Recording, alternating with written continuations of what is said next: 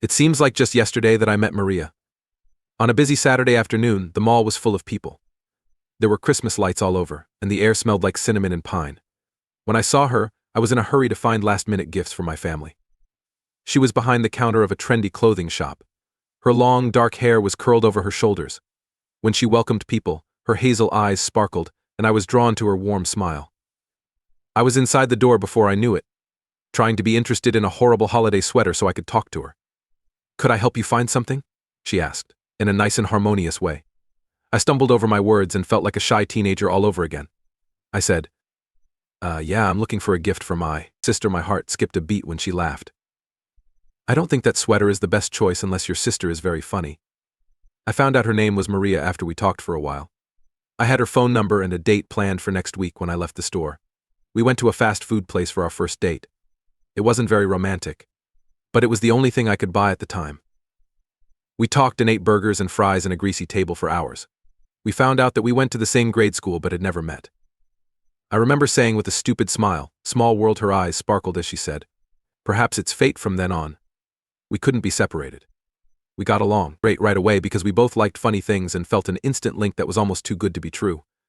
After a year, I got down on one knee and gave her a ring I had been saving for months. We had a wonderful first few years of marriage. We made the choice not to have kids, because we wanted to work on our jobs and spend more time with each other. Maria would tell me, "Johnson, I'm so proud of you," with a smile on her face because she was so happy for me. Things were fine until they weren't. It began when Maria lost her job. There had been an event at work. I knew it made her doubt herself, even though she never told me the whole story. At first, I tried to help her out by telling her to take a break to recharge. "Don't worry about it, honorable-eyed," tell her, kissing her forehead. "We'll figure it out together." But days turned into weeks, and weeks turned into months. Maria appeared to lose all motivation. She'd spend her days lying on the couch, binge-watching TV shows, or scrolling endlessly through her phone. Our once clean home began to appear neglected, with dishes piling up in the sink and laundry overflowing from the hamper. I tried to be patient and understand that she was going through a difficult period, but as time went on, my frustration grew. "Have you thought about looking for a new job?" I'd ask gently, only to be met with a defensive glare. "Why? So I can be humiliated again." She'd respond, her voice bitter. Once filled with laughter and shared dreams, our conversations have devolved into tense silences or minor arguments. I'd come home from a long day at work, hoping for comfort or connection, only to find Maria fast asleep or engrossed in her phone, barely noticing my presence. Physical intimacy began to wane, which had previously been so important in our relationship. When I attempted to initiate, Maria would return, complaining about headaches or fatigue. I felt like a stranger in my home, disconnected from the woman I had fallen in love with.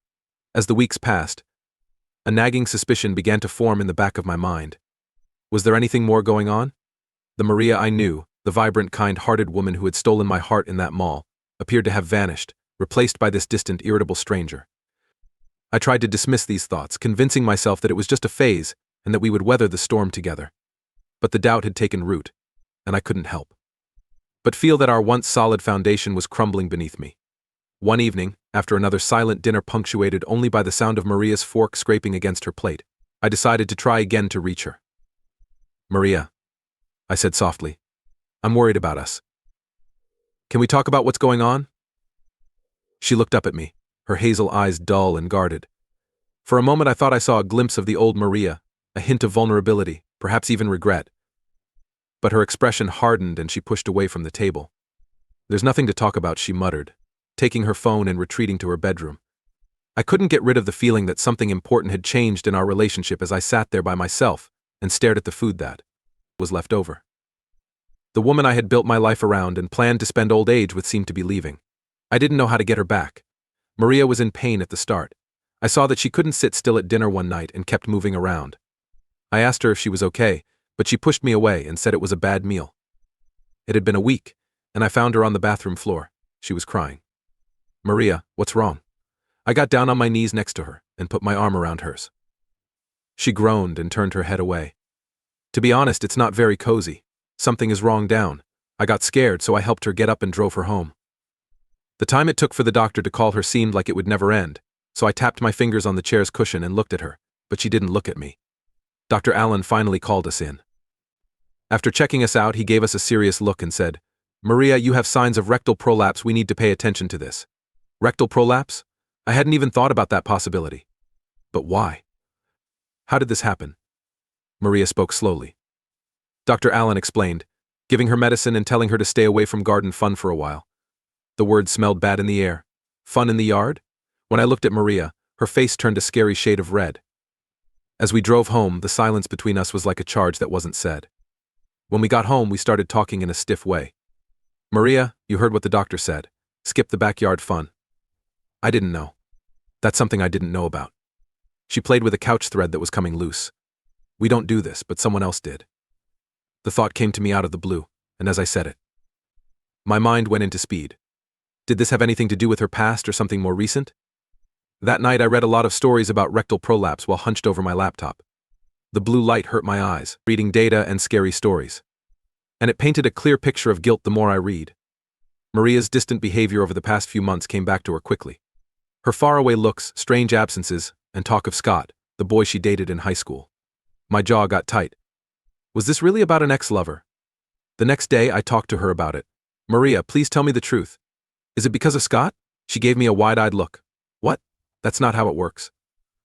Maria, I don't believe you. The signs and what the doctor said don't make sense. Tell me the truth. Still, she said, I tried it once, in high school with Scott. It was just once. I swear, even though her voice was shaking, I was even more angry at how defensive she was. Going to high school doesn't explain what's going on now. I said there's something wrong. I yelled and stormed out of the room as she turned away. I couldn't pay attention that day, so in between classes I looked up motion detector cams. If she wouldn't tell me the truth, I'd find it myself. It was surprisingly easy to set up the cams. I put them in secret places around the house because I was feeling very suspicious. Things didn't happen for a few days, and I started to wonder if I was wrong and her story was true. Up until Thursday afternoon, my phone buzzed because it saw motion. I was in the middle of a chemistry class. When I watched the video, my stomach dropped. Maria was seeing someone else. I don't remember much about when I let the class go.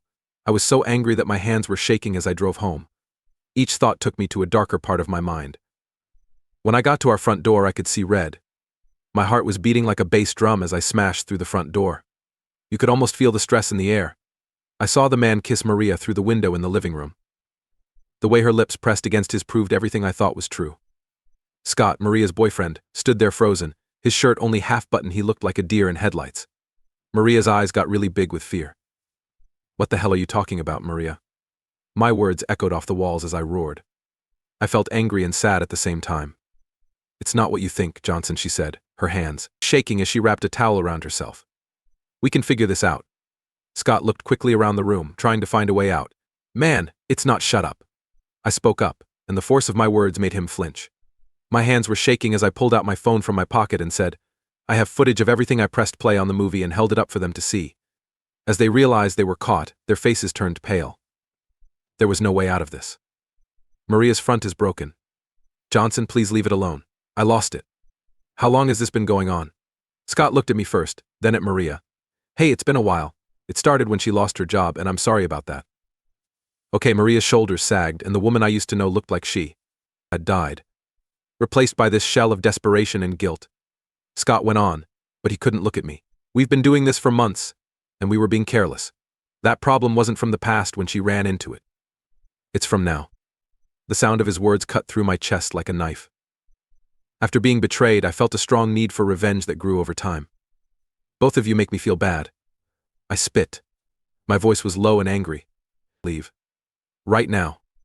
Scott quickly grabbed his things as Maria stood there with tears running down her face. Johnson, come on. Her voice broke as she begged. She looked down because she didn't have the guts to say anything else. Scott walked slowly to the door and left the house without turning around to look back. It looked like Maria was carrying the weight of her guilt on her shoulders as she walked slowly behind them. After they were both gone, the house went quiet. Being lied to felt like a heavy blanket as I stood in the living room, which was now empty. I took a deep breath to try to calm down, but all I could think about was getting even. That night, after Scott and Maria had left, I sat in our poorly lit living room by myself. The only sound was the hum of traffic far away. My mind was poisoned with anger, deception, and a need for revenge. I made a drink for myself. The golden liquid burned my throat and made me feel like I was on fire. That wasn't the only thing going on. It was meant. to destroy everything I had made. It was important for me to have a plan right away. The next morning I called in sick, and with a clear head and a fierce resolve, I sat down at my desk and started writing down everything I could think of to break up their lives, just like they had broken up mine. Scott was my first goal, and I texted him to ask to meet up. Much to my surprise, he agreed right away. We met at a run-down cafe that wasn't on the main street. He looked tired, and his eyes darted nervously when he saw me walk in. He slouched and said, "You look like crap, Scott Jones, what do you want?" "This is the deal. You are going to quit your job today and pay alimony. I will make sure everyone watches the video if you don't." Scott's eyes got bigger. "This is not possible," he said. "You can't ruin my life like that." I leaned in and said, "Watch me." My voice was cold and distant. I knew Scott got it because his shoulders sagged into his feet. I drank all of my coffee, enjoying the taste of success that was about to come. Scott was Maria's high school sweetheart, but I saw him as just another problem to solve. The next step was to talk to Maria about it.